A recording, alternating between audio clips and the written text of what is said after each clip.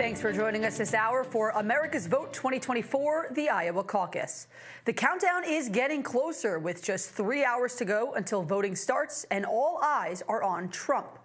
We're heading over to the press center in Des Moines, Iowa, where Nexstar Washington correspondent Raquel Martin is on the ground. Raquel, thanks so much for joining us. Michael, thanks for having me. Well, while Donald Trump is expected to be the clear winner, there is certainly still a lot at stake in this race for second place. Tonight's results here in Iowa could determine if Nikki Haley or Ron DeSantis have the momentum to take on Donald Trump in future primary states. After a nearly year of on-ground campaigning, town halls, and millions spent on ads, the 2024 campaign kicks into high gear here in Iowa. Today is the day we make history. On caucus day, former South Carolina Governor Nikki Haley stopped in a Des Moines diner to make a last-minute pitch. We tune out the noise of the politicians and we raise the voices of Americans that say, we want a better day. I'm going to be fighting for you. And Florida Governor Ron DeSantis urged his supporters to bundle up against the sub-zero temperatures and caucus for him. I think people are anticipating less turnout, and I think our folks are fired up. It's nasty out there. Even Donald Trump seems not to be taking his position as frontrunner for granted. He, too, is urging his supporters to brave the cold. You can't sit home. If you're sick as a dog, you sit down. Even if you vote and then pass away, it's worth it. The latest polling has Trump leading. 48% of those in the survey say they plan to caucus for the former president, with Haley and DeSantis battling for a distant second place.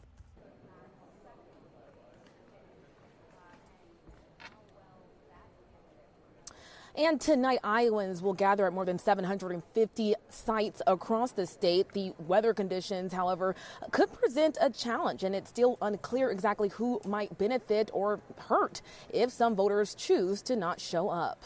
For now, in Des Moines, Raquel Martin, back to you, Michael.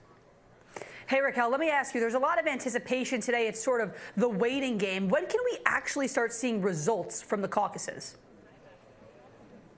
Well, we do know that we talked to one analyst at least who believes that because the former president is expected to have some sort of blowout performance, something that we know his campaign is banking on, they expect to see these results, at least for the former president, come in around 7:30.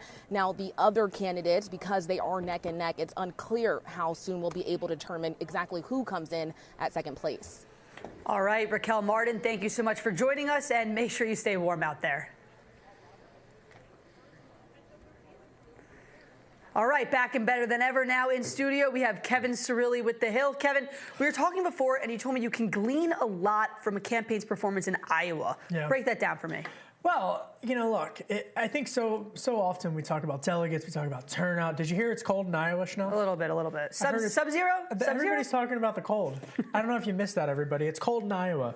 But there's something else here that I think a true political junkie like yourself, you and I were talking about this in the newsroom, which is that these candidates are CEOs. A campaign is a small business. Well, if you're Trump or Biden, it's a big business because it's worth a hefty chunk of change, several $1 million. And in fact, the last estimates I've seen, according to Open Secrets, means you have to raise something like $1 billion with a B in order to become president of the United States. But if you look at it through that apparatus, right, and you think of it as operating a small business, they have to organize and execute. And so there's a lot that comes with being president of the United States. For example, the staff that often travel with the candidate frequently end up working in 1600 Pennsylvania Avenue with whomever ultimately wins. And so this is a really good case study, for lack of a better term, in how the candidate will actually lead and how they are able to mobilize, and also how the candidate's inner circle works with their own networks and each other in order to ultimately navigate the global challenges that will no doubt come with the president of the United States. You know, there's something else. Can a candidate inspire? And we talk about how Trump is winning big in the Iowa caucus state, and according to Ann Seltzer, the Oracle of Iowa, her poll for the Des Moines Register and NBC News. But this enthusiasm, that's what I've really been focusing on, because that is the biggest unknown variable. Trump's supporters in Iowa, get this, 8 in 10 say that they are not going to vote for anybody else other than Trump. 8 8 in 10. It's a large number. It's a huge number. It's huge. Compare that, 88% of his supporters literally was just in the spreadsheet in the crosstab. 88%. They're saying, Schnell, that they're very enthusiastically going to vote for him. So while Haley's gotten momentum, she hasn't gotten an enthusiasm bump in the Hawkeye state. Only 39% of folks who are backing Nikki Haley in Iowa amongst the Republicans are excited to vote for her. That says something. And look, I mean, we make jokes about it, about the weather being like one of the biggest news points of today, but it's important because caucuses are all about turnout. So if you're more enthusiastic about your candidate, you're going to want to trudge out there in the snow and get to that caucus light. Well, yeah, and listen, something tells me the Iowans know how to deal with a shovel. Okay? That's true. I just got off the phone with a source close to former President Donald Trump, who's very closely talking with the boss, as they call him. And he said they're actually really concerned about the lack of attention that's going to be played on the Iowa caucus for folks who aren't a part of the base, but are a potential swing vote for Biden or Trump in a general election because of the wild card game in the NFL. This is when you look at a traditional Iowa caucus, which, by the way, only like 186,000 people in total. Extremely small number. It's a fraction of a fraction. Extremely small number. So when you look at the free advertising that a Haley or a DeSantis could get if the entire country was actually focused on the caucus, on caucus night, it's a big, big moment of exposure and free advertising.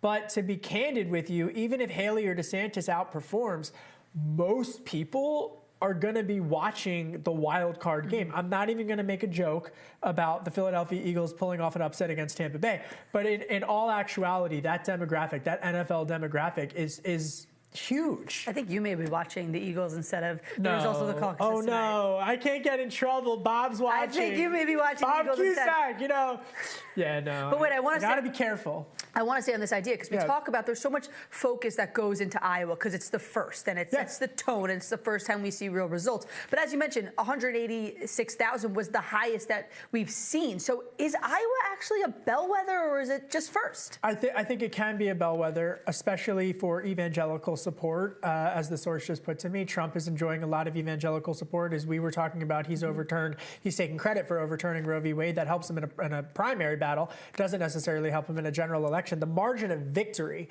that is what I genuinely am going to be carefully tracking, because the margin of victory for Trump, if he beats the record, which was set back in 1988 before we were born, right? Yeah, it's true. So Bob Dole had that victory at 13 percentage points. He won and set the record for the Iowa caucus, biggest margin of victory.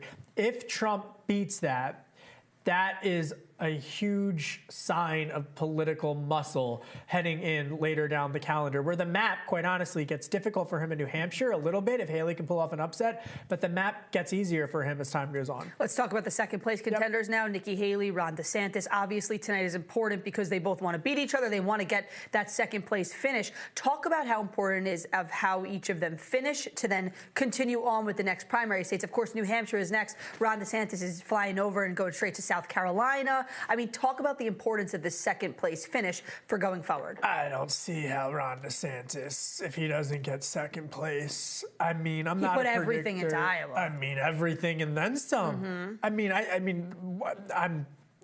don't see it. And he got a major blow earlier in losing Senator Marco Rubio of Florida, a Republican. Rubio's backing Trump.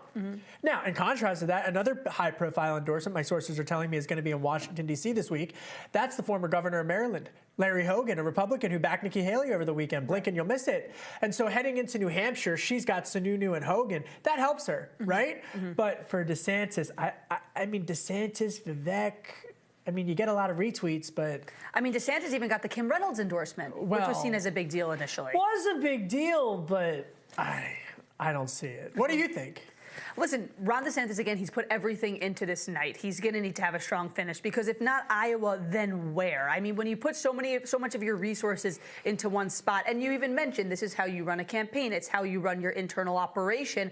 Being that he put so much money and so many resources into this one state, if he can't have a strong finish, I think the question is going to be where else can he? Especially with New Hampshire next, and just seeing that Nikki Haley is doing well there. Chris Christie supporters likely go to Nikki Nikki Haley. If not Iowa, if not New Hampshire, people are going to be nudging him out of the way. Well said. All we need is our pizza that's in the newsroom. Exactly. This is how it works. This is how it works behind the scenes, everybody. I just want pizza. All right, here. Kevin Cirilli, thank you so much. We appreciate it. Anytime. We'll see you all next hour with another update on America's Vote 2024.